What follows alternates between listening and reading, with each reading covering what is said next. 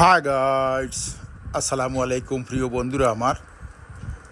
আমি সুন্দর করে আজকে একটা রান্না করার চেষ্টা করবো। ও দেখরানি আমি সুন্দর করে পাত্রের মধ্যে তেল দিয়া আর রসুন দিয়া রসুনগুলা বালা করে খসাইয়া ব্রাউন কালার করার চেষ্টা করি। আর সাথে দিলাম কিছু পেঁয়াজ দিয়া সুন্দর করে একটা ম্যাগি মশলা দিলাম। ম্যাগি মশলা দিয়া সুন্দর করে পরিমাণ মতো আমি লবণ দিমু আর দিমু সামান্য একটু কালার হওয়া লাগি পরিমাণ মতো দিমু আমি হলুদ। আপনি আপনার পরিমাণ মতো দিবা ইনশাল্লাহ। আপনার যেই পরিমাণ দরকার ও পরিমাণ আপনি সব কিছু দিবা, অতিরিক্ত কিছু না দেয়াই ভালো। তো সব কিছু পরিমাণ মতো দিবা, আমিও পরিমাণ মতো দেই। আপনারা আমারে ফলো করলে ইনশাল্লাহ রান্না শিখতে পারবা। আমি প্রতিদিন আপনার ইউটিউবও ফেসবুকও বিভিন্ন ধরনের রান্না দিই। তো দিলাইলাম কিছু গাজর কুচি, দিলাম কিছু গরম মশলা, ডালচিনি, এলাচি, তেজপাতা, এগুলারে গরম মশলা কই। আর দিলাম কিছু পরিমাণ মতো কাঁচামরিচ দিয়া সুন্দর করি বালা করি নাড়াছাড়া করে নিয়ে আর কিংবা খসাইয়া নিয়ে আর যে যেটা বুঝইন। তো আলহামদুলিল্লাহ আমি বালা করি খসানির পরে কিছু মাঝখানো একটা সুরঙ্গ কিংবা গর্ত করে নিলাম। গর্ত করে নিয়ে এখানে একটা আমি ডিম দিমু। তো ডিম ফাটাইয়াও রাখলাম, ওদের আনি বাঙ্গিয়ে রাখলাম, রাখিয়া দিলাইলাম পাত্রের মধ্যে। আর মশলার মধ্যখানে দিয়া সুন্দর করি বালা করি গাছাইয়া সুন্দর করি এইটারে বাজিয়া কিংবা বিরান করে নিয়ে আর দেখতে থাকবা ইনশাল্লাহ। আমি প্রতিদিন আপনারা ইউটিউবও ফেসবুকও সুন্দর সুন্দর ভিডিও দিমু। আর আমার ইউটিউব চ্যানেল সেলিমউদ্দিন বিডি আপনারা সাবস্ক্রাইব করবা। আর আমি সিলেট থেকে আপনারা বিভিন্ন ধরনের রান্নাবান্না, সিলেটি রান্নার কিছু ঘরোয়া পরিবেশের যে রান্না আছে ওগুলো আপনারা আমি দেই। ওদের এখানেও আমার কিছু রাত্রের ভাত আসিল, এগুলা আমি দিয়া আমি সুন্দর করে ফ্রাইড রাইস রান্না করলাম। তো যেহেতু ভাত আমরা আল্লাহর একটি দানা, সেহেতু এগুলা ফালাইয়া কোনো লাভ নাই।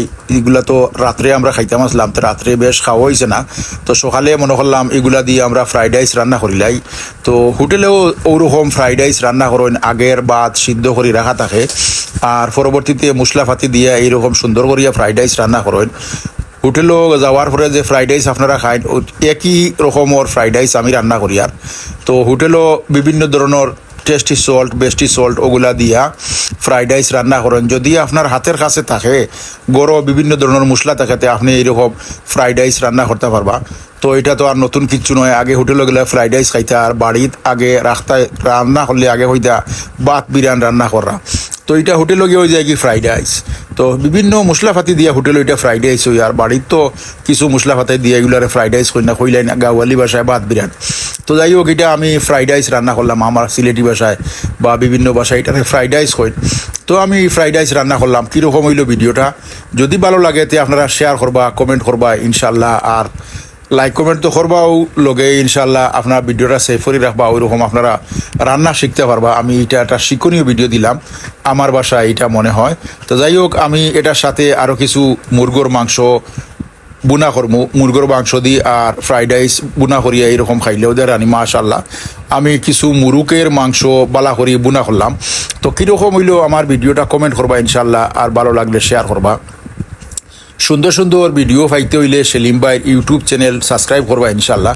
আর আমি প্রতিদিন ইউটিউব চ্যানেলও সুন্দর সুন্দর রান্না দিই গ্রাম্য ভাষায়। আমার সাধারণ একটা গ্রাম্য ভাষায়, সামাজিক ভাষায় আমি এটা কথাবার্তা কই।